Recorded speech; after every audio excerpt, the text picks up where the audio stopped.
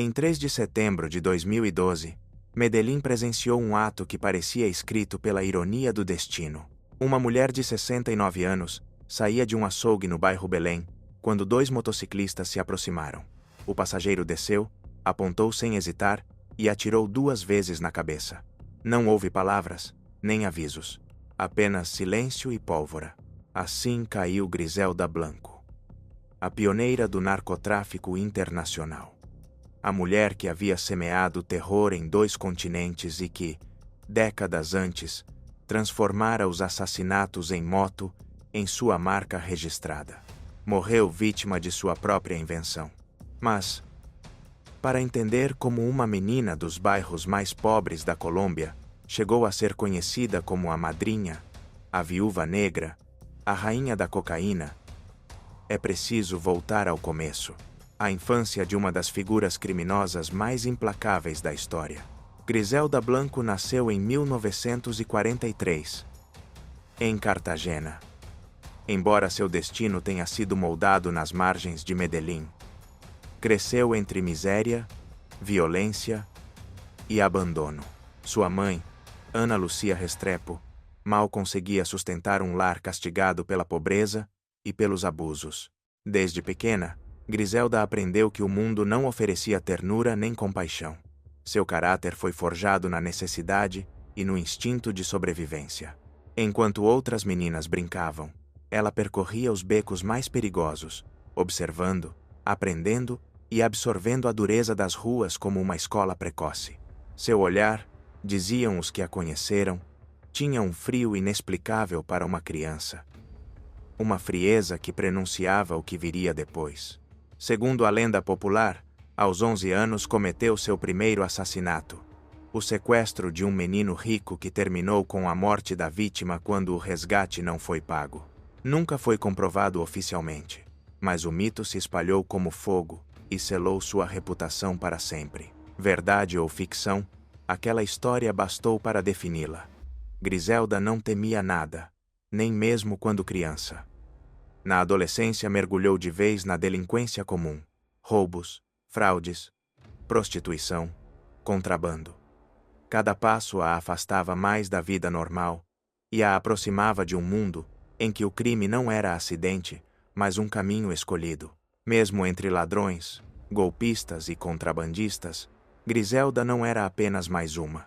Destacava-se não só pela audácia, mas também por uma inteligência natural que lhe permitia medir cada palavra, calcular cada silêncio e escolher o momento exato para agir. Tinha um talento nato para manipular, atrair lealdades e, ao mesmo tempo, inspirar um medo que mantinha todos sob sua órbita. Nesse caminho, conheceu Carlos Trujillo, seu primeiro marido e pai de 3 de seus filhos. Juntos deram o salto para crimes mais ambiciosos. Mas enquanto ele via Griselda como uma esposa submissa, ela já estava tecendo seu próprio plano. O que começou como contrabando em pequena escala logo se transformou em um projeto muito maior, dirigido com mão firme nas sombras pela própria Griselda. No final dos anos 60, tomou uma decisão que mudaria seu destino: emigrar para os Estados Unidos. O destino foi Nova York, uma cidade conturbada, mas cheia de oportunidades para quem soubesse aproveitá-las. Ali, entre a crescente comunidade latina, encontrou o terreno ideal para expandir seu negócio. Enquanto muitos traficantes ainda se concentravam em maconha ou heroína, Griselda apostou em uma substância que começava a ganhar espaço: a cocaína.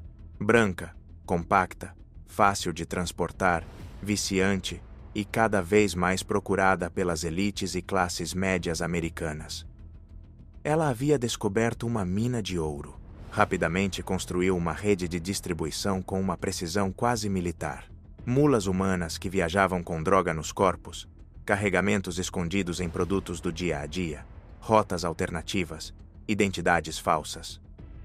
Onde outros improvisavam, ela estruturava um sistema. Não era apenas uma traficante. Estava fundando um modelo de organização. Mas essa ascensão não passou despercebida. Em 1975, uma operação federal Desmantelou parte de sua estrutura em Nova York. As ordens de prisão chegaram, mas Griselda já entendia uma regra essencial em seu mundo. Sobreviver não era questão de força, mas de ser mais escorregadia do que os outros. Antes de cair nas mãos da justiça, fugiu. Seu novo destino foi Miami. A cidade ainda era um paraíso turístico, mas em poucos anos se tornaria o centro do narcotráfico. E Griselda Blanco foi uma das responsáveis por essa transformação. Na Flórida, não encontrou apenas parceiros. Encontrou um cenário perfeito para impor sua lei.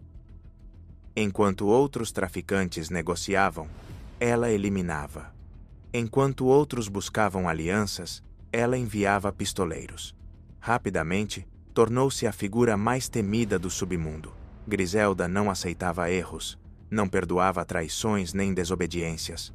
Não importava se o responsável era um rival, um sócio ou até um amante, a consequência era sempre a mesma: a morte.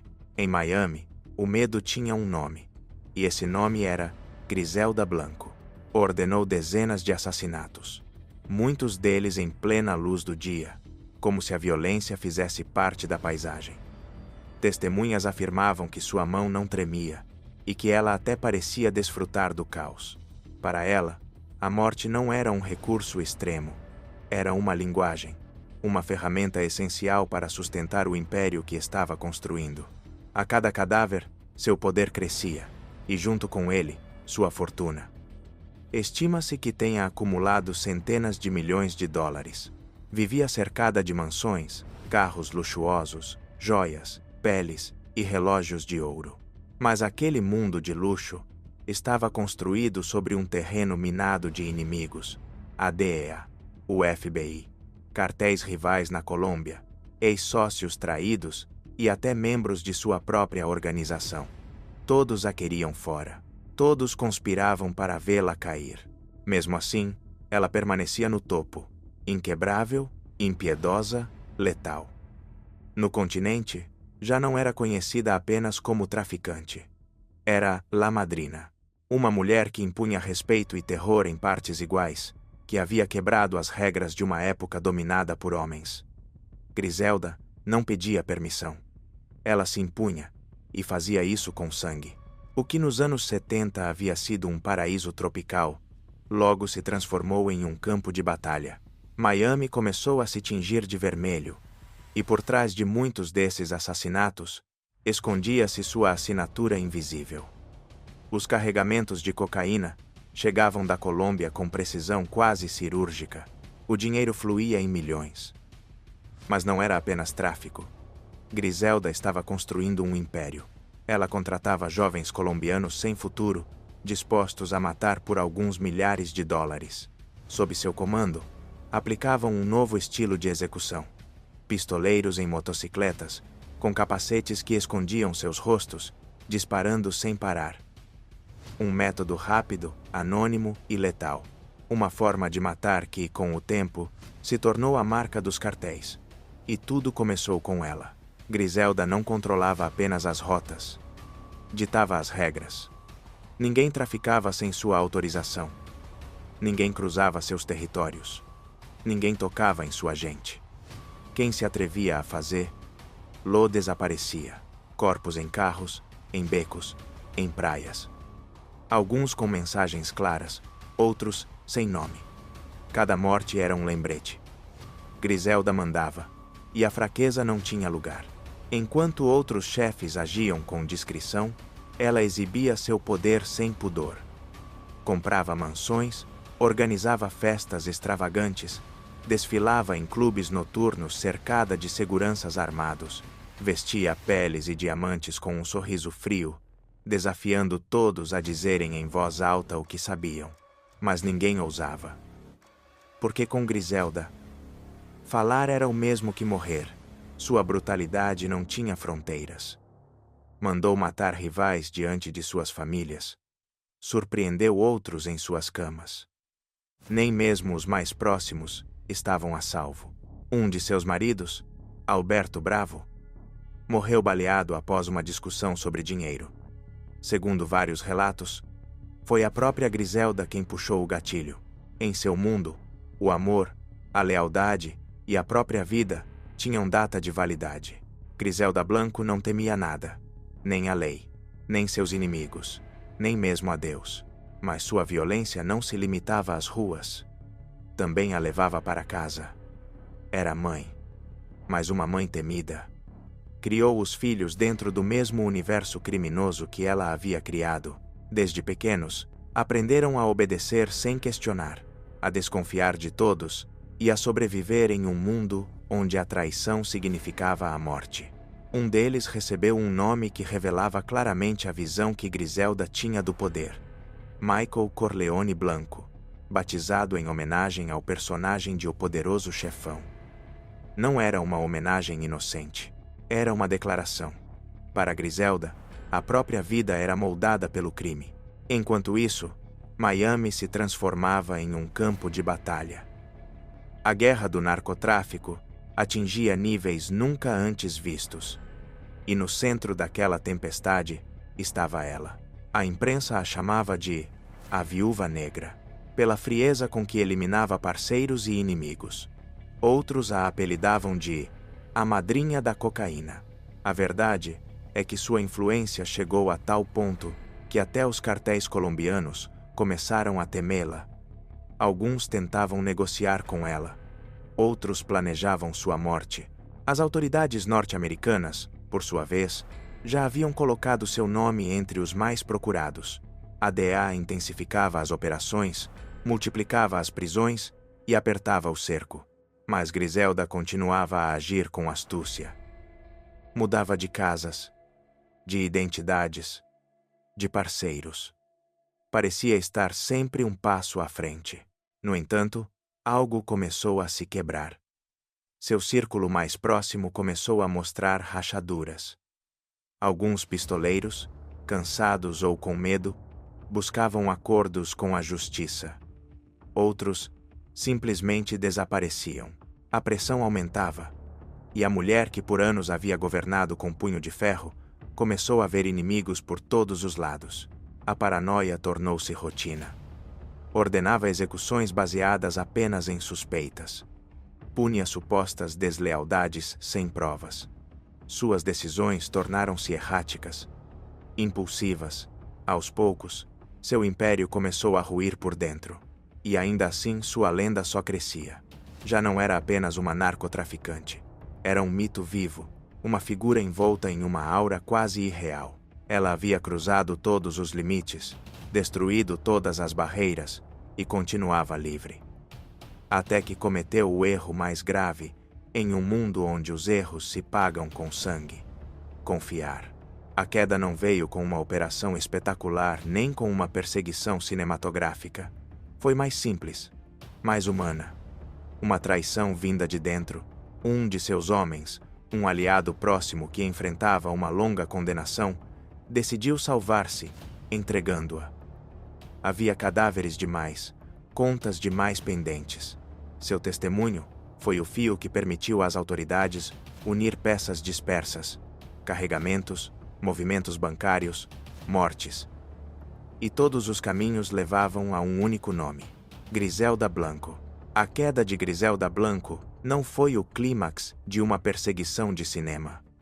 Foi, na verdade, um desfecho silencioso para alguém que durante anos viveu à beira da lei. Em 1985, as autoridades conseguiram prendê-la na Califórnia. Não houve tiros, nem perseguições em grande escala.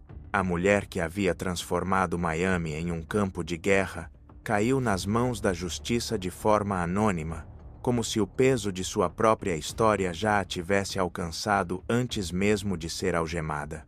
Tinha apenas 42 anos. Mas seu rosto mostrava décadas de violência acumulada. O impacto na mídia foi imediato. Jornais e noticiários a retrataram como a mente por trás de uma onda de sangue que marcou uma geração. As acusações eram contundentes: narcotráfico, conspiração, homicídios. A promotoria afirmava ter testemunhas, gravações, documentos. No entanto, nem mesmo nos tribunais Griselda se mostrou vulnerável. Com uma frieza desconcertante, enfrentou cada audiência sem pedir desculpas e sem admitir nada. Os depoimentos apresentados contra ela eram chocantes. Falavam de festas em que se planejavam mortes como quem organiza um banquete, de ordens de assassinato dadas com a mesma calma com que outros pedem um café. Mesmo assim, as acusações de homicídio não prosperaram. Faltavam provas diretas. O veredito final foi por narcotráfico. 15 anos de prisão. Para muitos, uma pena irrisória diante dos crimes que lhe eram atribuídos. Mas, no submundo, mesmo atrás das grades, sua figura continuava projetando uma sombra perigosa. Os rumores logo se multiplicaram. Alguns diziam que ela ainda controlava negócios ocultos. Outros afirmavam que estava escrevendo suas memórias. O certo é que seu nome continuava a inspirar medo. Era como se o mito tivesse sobrevivido à pessoa. O governo tentou ligá-la a um caso particularmente cruel. A morte de uma criança de apenas 2 anos, em um tiroteio direcionado ao pai. Foi considerado um dos episódios mais brutais relacionados à sua organização. Mas a acusação ruiu. Testemunhas se retrataram, declarações nunca se concretizaram e mortes suspeitas ocorreram antes dos julgamentos. Mais uma vez, a justiça mostrou-se incapaz diante da sombra de Griselda. Enquanto isso, o tabuleiro do narcotráfico mudava. Colômbia e México ardiam em guerras de poder. Novas organizações se consolidavam, e os cartéis deixavam de ser clãs familiares para se tornarem estruturas internacionais. Griselda, por sua vez, tornava-se passado. História. Uma referência inevitável na origem de tudo aquilo. Em 2004, foi libertada após quase 20 anos de prisão. Voltou a Medellín, deportada para a mesma cidade onde aprendera a sobreviver entre a pobreza e a violência. Mas o que encontrou era outro cenário. Inimigos mortos ou presos, filhos dispersos e uma sociedade que mal se lembrava dela. De rainha, restava apenas o nome. Griselda Blanco conseguiu sobreviver a pistoleiros, batidas policiais e aos inimigos mais poderosos de seu tempo. Mas houve algo de que não pôde escapar: o esquecimento. Ao sair da prisão e regressar à Colômbia, já não inspirava terror. Seu nome, que nos anos 80 gelara o sangue de policiais e chefes do crime, agora soava como um eco distante de uma era passada. Ela retornou a Medellín em silêncio, sem o estrondo que costumava acompanhar cada um de seus passos. A cidade, transformada pelo tempo, a recebeu sem medo, nem reverência. Era uma metrópole diferente, mais barulhenta, mais moderna, que mal se lembrava da mulher que um dia impôs sua lei em 2 continentes. Instalada em um bairro modesto, a antiga madrinha da cocaína levava uma vida quase invisível. Nada restava das mansões, dos exércitos de pistoleiros ou das festas luxuosas. Seus vizinhos a viam como uma senhora idosa, quieta, que raramente saía de casa. Poucos sabiam que aquela figura discreta havia sido responsável por uma das fases mais sangrentas do narcotráfico internacional. A ironia era brutal. Quem um dia movimentou toneladas de cocaína e ordenou dezenas de assassinatos, agora fazia compras na mercearia do bairro, como qualquer aposentada. E, no entanto, sob essa aparente normalidade, persistia um instinto intacto. Griselda continuava desconfiada, cautelosa, sempre alerta, uma mulher capaz de esconder uma arma no lugar mais comum, caso a morte viesse procurá-la. Os rumores não desapareceram completamente. Falava-se de contatos que ainda a protegiam. De uma pequena rede em Medellín, que respondia ao seu nome, e até de tentativas de seu filho mais novo de retomar parte do legado familiar. Mas a verdade era outra, muito mais dura. Griselda estava sozinha. Sua fortuna desaparecera entre advogados, subornos e traições. Seus antigos aliados preferiam manter distância não por medo de retaliações, mas pela lembrança do que ela representava. Viveu seus últimos anos como uma sombra de si mesma, transformada em um espectro dentro de sua própria lenda. A imprensa a havia esquecido. A DEA e as autoridades já perseguiam outros nomes.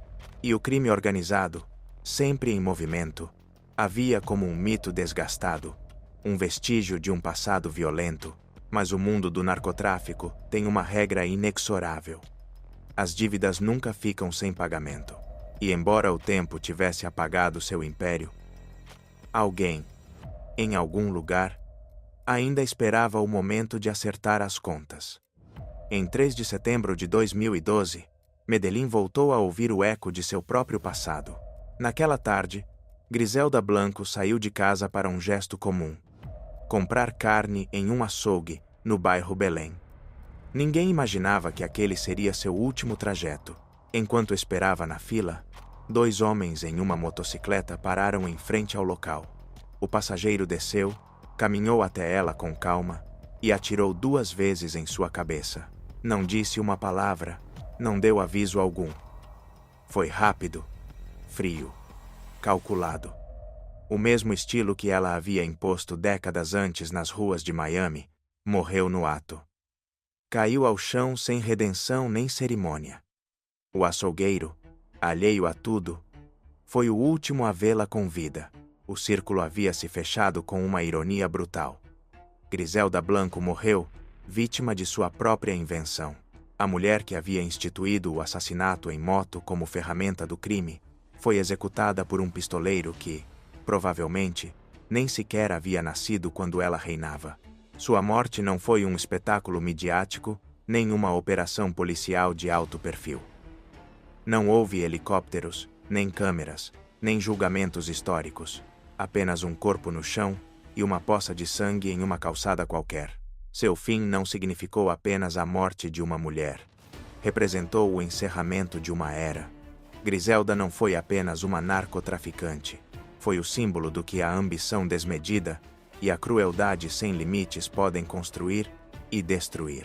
E como acontece com os símbolos, sua sombra não desapareceu com seu corpo. Após o atentado, Medellín não foi tomada por guerras ou vinganças. O mundo do crime já tinha outros chefes, outras estruturas, outros códigos. Mas seu nome permaneceu no ar como um aviso. A lembrança do que uma única mente sem escrúpulos pode causar. No entanto, a história não terminou ali. Griselda deixou mais do que cadáveres e fortunas perdidas. Deixou herdeiros. Teve 4 filhos, 3 com Carlos Trujillo e 1 com seu terceiro marido, Darío Sepúlveda. Cresceram cercados de luxo extremo e de medo constante, entre armas, seguranças e promessas de lealdade tão frágeis quanto traições disfarçadas de abraços. Um deles, Darío, foi assassinado ainda jovem, vítima das vinganças cruzadas que perseguiam a família. Mas o mais conhecido seria o último, Michael Corleone Blanco, um nome escolhido com plena intenção, inspirado no protagonista de O Poderoso Chefão. Para sua mãe, não era uma homenagem cinematográfica inocente. Era a confirmação do destino que ela imaginara para ele. Não um homem comum, não um cidadão livre, mas um herdeiro, um príncipe do crime. Michael Blanco cresceu entre 2 mundos, Estados Unidos e Colômbia. Desde criança viveu à sombra do império criminoso de sua mãe, protegido pela rede de poder que ela havia construído. Foi testemunha de sua ascensão e também de sua queda. A captura, a prisão, o exílio, a solidão. Viu aquela coroa que parecia indestrutível se partir até desaparecer. Em entrevistas posteriores, resumiria tudo com uma frase carregada de condenação: "Eu não escolhi esta vida, nasci nela." E, embora tenha tentado se reinventar fora do crime, a sombra de Griselda o acompanha em cada passo. Após a libertação da mãe, Michael tentou capitalizar o sobrenome Blanco em outro campo: o mercado legal. Fundou a marca Pure Blanco, uma mistura de moda urbana, cultura narco e negócios digitais. Apareceu em programas de TV, concedeu entrevistas e se apresentou como empresário. Mas, além das roupas e da publicidade, o que vendia era uma versão suavizada, mas inegavelmente sombria, do legado que herdou. Para alguns, Michael é uma figura trágica. Um filho marcado desde o berço por uma herança impossível de recusar. Para outros, é um oportunista que decidiu explorar comercialmente a memória da mãe. Seja qual for a interpretação, ninguém pode negar que sua vida é a continuação inevitável da história escrita a sangue e fogo por Griselda Blanco. O impacto daquela mulher ainda permanece vivo. Ela foi a primeira a provar que o narcotráfico não era um terreno exclusivo dos homens, que uma mulher podia ser tão calculista, tão implacável e tão cruel quanto qualquer chefe de cartel. Griselda não eliminava apenas rivais. Eliminava maridos, amigos, sócios, qualquer um que deixasse de ser útil. E fazia isso sem remorso. Além dos assassinatos, deixou algo ainda mais perturbador: um modelo criminoso. Introduziu estruturas que permanecem até hoje. Impôs estilos de violência que mais tarde se tornaram rotina nos cartéis. E criou métodos de contrabando que ainda são aperfeiçoados. Não buscava igualdade, buscava controle absoluto. E conseguiu. Anos após sua morte, sua figura continua dividindo opiniões. Para alguns, é uma espécie de anti-heroína. A mulher que venceu em um mundo de homens. Para outros, é a representação mais brutal do que significa o poder sem limites. Para a maioria, sua história é um alerta sobre o que acontece quando a ambição se mistura à impunidade. Griselda não desapareceu com seu último suspiro. Sua marca ficou gravada nos bairros que dominou, nas vidas que destruiu, nas rotas que abriu e na cultura popular que ajudou a moldar. O narcotráfico mundial mudou depois dela. Seu império ruiu, mas as lições que deixou permanecem vivas naqueles que a viram governar. Porque Griselda não educava com palavras, educava com sangue. Cada ordem que dava era breve, direta, cortante. Sua violência não era impulsiva nem desordenada. Era estratégica, simbólica. Não matava por necessidade, mas para enviar mensagens. E, em seu mundo, essas mensagens valiam mais do que qualquer palavra. O poder de Griselda Blanco não dependia de gritos nem de discursos. Bastava sua presença. Um olhar frio. O silêncio ao redor e a reputação que a precedia eram suficientes para manter qualquer um sob controle. Em seu mundo, não existiam segundas chances. A desobediência não se corrigia. Era punida com a morte. Para ela, a violência não era um recurso excepcional. Era parte de sua estratégia. Muitos dos assassinatos atribuídos a ela não respondiam a ameaças diretas. Eram, na verdade, investimentos calculados. Um morto servia para enviar uma mensagem a centenas. Cada cadáver era um lembrete de quem detinha o controle. Era sua assinatura.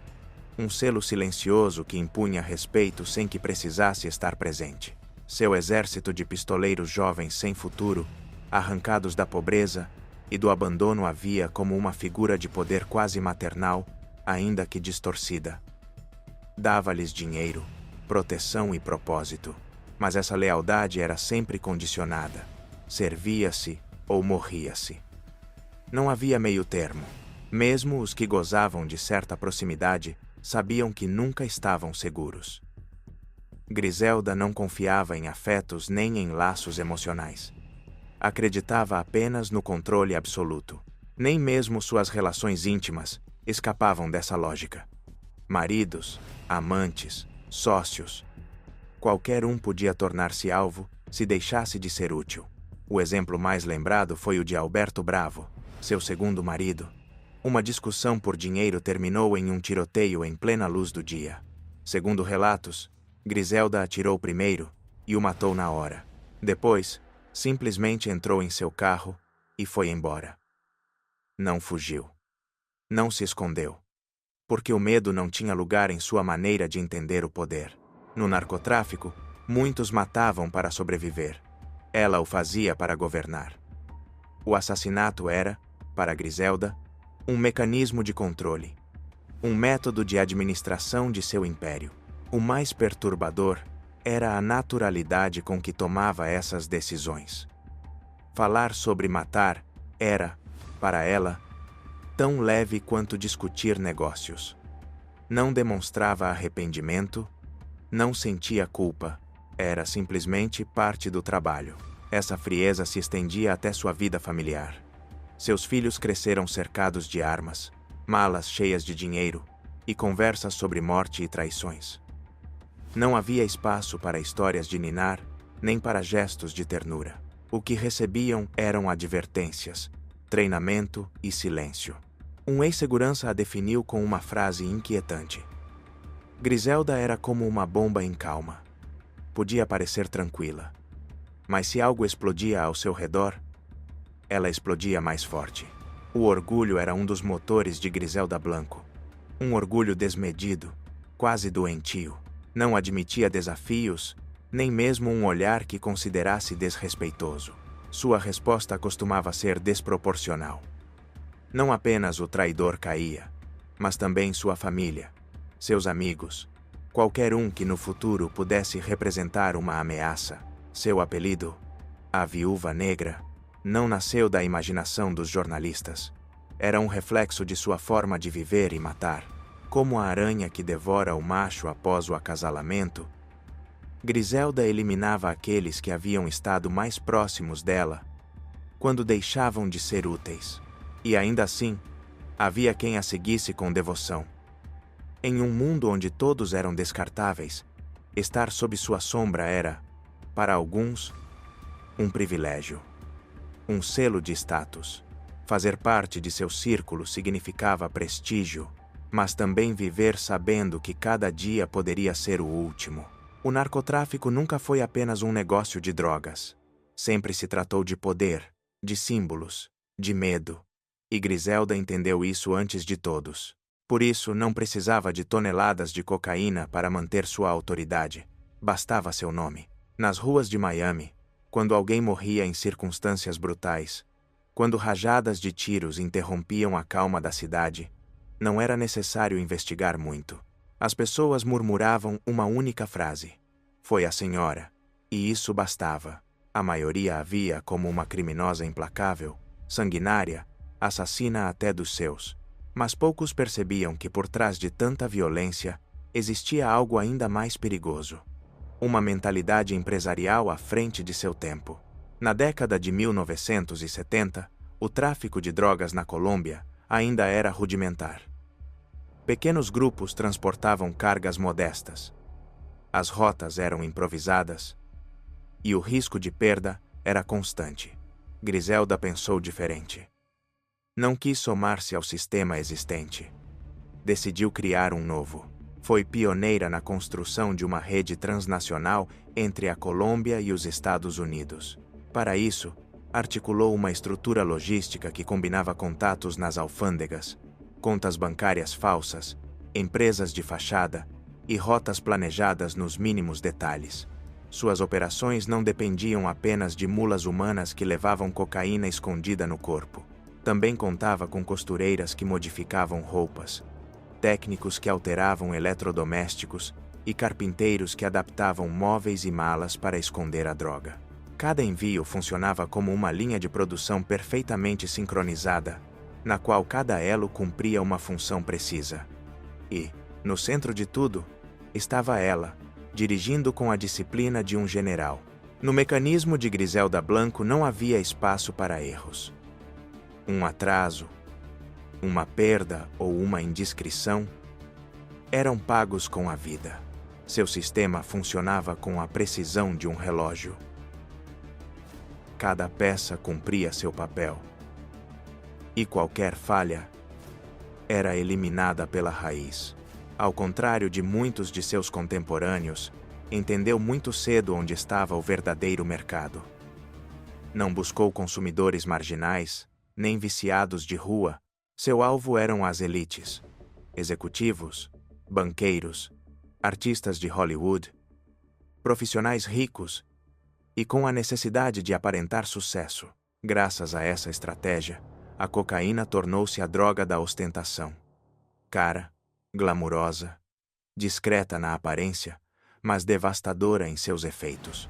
Essa leitura da demanda impulsionou o crescimento de seu império.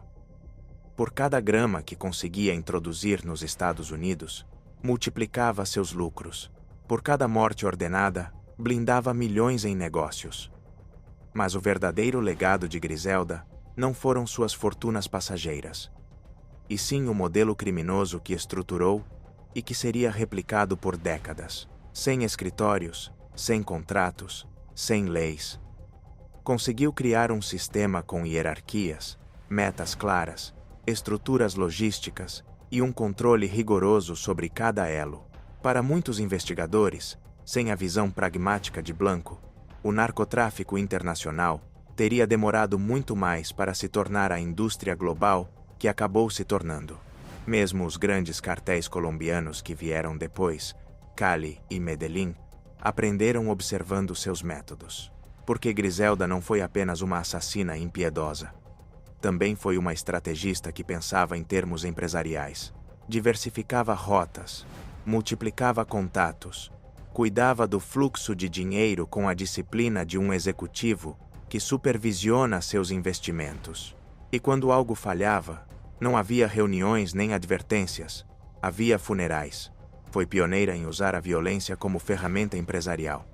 Não matava por impulso, matava para manter a máquina funcionando. Para ela, o assassinato era parte do custo operacional. Se alguém falava demais, roubava ou demonstrava dúvidas, simplesmente desaparecia. Durante seus anos de auge, estima-se que seus lucros chegavam a entre 80 e 100 milhões de dólares por mês. Calcula-se que controlava até 80% da cocaína que entrava pelo sul da Flórida, e fazia isso nas sombras, sem discursos, sem entrevistas, sem propaganda.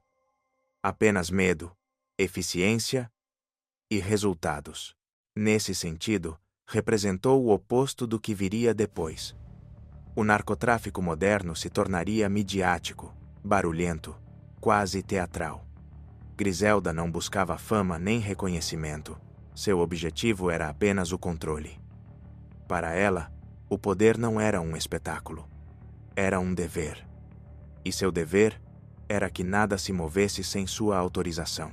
Seu impacto foi tão profundo que, mesmo após sua queda, muitas de suas táticas continuaram em vigor. O transporte aéreo clandestino, as conexões com funcionários corruptos, o uso de mulheres em papéis-chave da logística e a compartimentação das informações.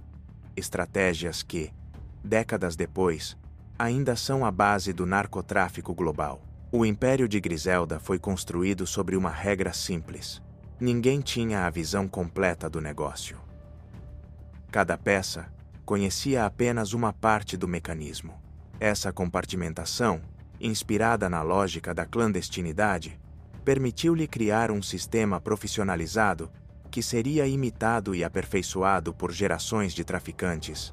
Ela foi a primeira a demonstrar que o crime podia ser organizado como uma empresa, com hierarquias, processos e disciplina. A diferença era que, em sua estrutura, as demissões não eram assinadas com cartas, mas com balas. Seu legado não foi apenas o sangue derramado, mas o método, uma lição perturbadora sobre como o caos pode se transformar em sistema quando alguém o organiza com frieza suficiente. Essa lição continua viva. Cada vez que um carregamento cruza fronteiras, cada vez que um cartel se expande para novos territórios, há algo de Griselda Blanco no DNA dessas operações. Sua figura deixou de ser apenas um nome nos arquivos da DEA ou nos processos judiciais. Com o tempo, tornou-se um ícone.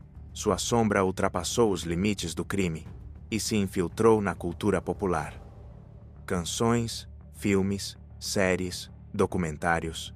Sua história tornou-se um produto, reescrita repetidas vezes sob diferentes perspectivas. A criminosa implacável, a mãe de família, a fugitiva, a empresária, a vítima do sistema ou sua predadora. Cada versão capturava um fragmento, mas nenhuma conseguia contê-la por completo. Porque Griselda já não era apenas uma pessoa. Era um mito. Um dos primeiros relatos que reacendeu o interesse global por sua figura foi o documentário Cocaine Cowboys, que a mostrou como peça fundamental na transformação de Miami durante as décadas de 1970 e 1980. Depois vieram as adaptações televisivas, os filmes e as interpretações de atrizes renomadas que adicionaram camadas de ficção a uma história já inacreditável por si só. Seu nome também se fixou na música urbana. No rap, no reggaeton e no trap, passou a ser usado como sinônimo de respeito, poder e autoridade. Letras mencionavam a madrinha como se fosse um título de honra, comparando-a aos maiores chefes da história. Em bairros e estúdios de gravação, repetiam-se frases como "Sou como Griselda" ou "A madrinha do bairro". O crime, o luxo e a ambição se misturavam, e seu nome se transformava em uma marca de status. A forma como a cultura popular absorveu a figura de Griselda Blanco é inquietante. Com o tempo, sua história deixou de ser contada pela brutalidade dos crimes e passou a ser filtrada pelo prisma do estilo e do poder. Em vez de falar das vítimas, fala-se de sua astúcia. Em vez de destacar a magnitude da violência que provocou, exalta-se sua personalidade imponente.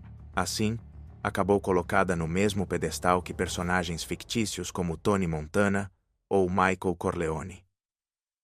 O cinema e a televisão lhe deram uma aura de glamour, transformando-a em uma personagem quase literária.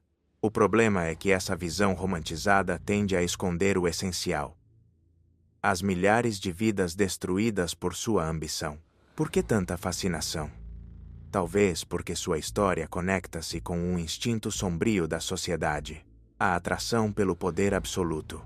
A ideia de alguém que, em um mundo onde a maioria não controla nada, parece ter tudo sob comando. Esse magnetismo perverso transforma a violência em símbolo e, pior ainda, em aspiração. Griselda Blanco tornou-se, assim, um emblema ambíguo. Para alguns, é um caso de estudo criminal. Para outros, um fenômeno cultural. E para certos setores, até um modelo a ser seguido. Mas a realidade é clara. Foi uma mulher que transformou a violência em sistema e deixou uma marca que nem a prisão, nem a morte puderam apagar. Surge aqui uma pergunta incômoda. É possível narrar sua história sem glorificá-la? Porque sim, ela foi pioneira. Mas não no feminismo, nem no empoderamento, como às vezes se diz. Foi pioneira em transformar o crime em uma empresa, em profissionalizar a violência, em mostrar que o gênero não limita a capacidade de exercer crueldade. E isso, mais do que admiração, deveria gerar reflexão. As séries, os documentários e as canções continuarão recriando seu mito. Mas os fatos não mudam. As vítimas não voltam. A dor não desaparece. E as cicatrizes permanecem abertas. Griselda Blanco não foi uma personagem de ficção interessante. Foi uma máquina real de morte. E o fato de hoje ser lembrada como uma lenda revela uma verdade incômoda. A sociedade nem sempre escolhe quem esquecer, mas quem transformar em ícone, mesmo que esse ícone esteja construído sobre cadáveres. Griselda Blanco morreu há mais de uma década, mas sua sombra permanece. No narcotráfico, os chefes desaparecem, mas os métodos sobrevivem. As balas podem calar uma voz, mas não apagam ideias. E as ideias de Griselda se enraizaram na essência dos cartéis modernos. Ela não deixou discípulos, deixou um molde. Um modelo que outros copiaram, adaptaram e aperfeiçoaram com o tempo. O que nos anos 70 foi uma inovação, a compartimentação de células, o uso do silêncio como arma, a violência como mensagem hoje, faz parte do manual básico de qualquer organização criminosa. As mulas humanas, o transporte camuflado em objetos do cotidiano, as empresas de fachada para lavar dinheiro, tudo o que ela criou com engenho e crueldade, foi depois profissionalizado e adotado por cartéis em todo o continente. Os grupos mexicanos, herdeiros do vazio deixado pela Colômbia nos anos 90, replicaram muitas de suas lógicas. Compreenderam, como ela, que o verdadeiro poder nem sempre está na quantidade de armas ou drogas, mas na capacidade de gerar medo sem precisar se mostrar. Essa sempre foi sua especialidade. O terror silencioso. Não era preciso vê-la para saber que estava por trás de um crime. Bastava a suspeita, o rumor, o medo. Os líderes atuais também aprenderam que a visibilidade é um risco. Hoje os chefes se escondem, delegam e assinam ordens que jamais ficam registradas. Esse modelo de criminoso invisível tem em Griselda Blanco uma de suas referências mais antigas. Mas seu legado não foi apenas logístico, foi também filosófico. Para ela, o poder era absoluto ou não existia. Não havia espaço para dúvida nem para misericórdia.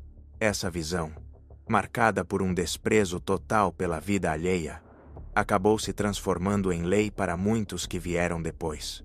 E embora seu nome já não apareça nas manchetes, sua forma de pensar segue viva em escritórios clandestinos, em conversas criptografadas, em pactos selados com sangue. Na Colômbia, durante anos, investigadores a estudaram como o exemplo extremo do narcotráfico individualista, aquele que não depende de uma família ou de um clã, mas da vontade de uma única pessoa capaz de desafiar todos e vencer. Griselda Blanco foi uma anomalia em seu tempo. Uma mulher que, sem padrinhos nem um clã poderoso, abriu caminho em um mundo desenhado para homens e o dominou à sua maneira. Sua vida transcendeu o crime. Foi analisada em universidades, discutida em livros e estudada por criminólogos, sociólogos e jornalistas. O que ela fez não foi comum. Foi, para o bem ou para o mal, um fato histórico. Mas não se pode falar em legado sem falar em consequências. Seu reinado deixou um rastro de dor que não terminou com sua morte. Décadas depois, famílias inteiras ainda carregam o medo. Os sobreviventes nunca mais voltaram a confiar. E muitos dos que um dia estiveram em seu círculo, sócios, pistoleiros, amantes, acabaram mortos, exilados ou presos. A máquina que ela construiu não perdoou nem mesmo os leais. Nem seus filhos puderam escapar. Herdeiros de seu sobrenome, cresceram presos em uma prisão invisível, a da memória da mãe. Alguns tentaram reconstruir a vida. Outros ficaram presos no mesmo ciclo. Michael Corleone Blanco, o único que falou abertamente, resumiu assim: "Minha infância foi como viver em um filme, mas sem final feliz. Porque quando sua mãe é uma rainha do crime, a normalidade é um luxo inalcançável." O sobrenome Blanco tornou-se uma contradição. Uma marca de poder no submundo, mas uma condenação em qualquer outro cenário. Era uma chave que abria portas perigosas e fechava todas as demais. Esse também foi seu legado, a impossibilidade de escapar do passado. Sua história reflete mais do que a vida de uma mulher.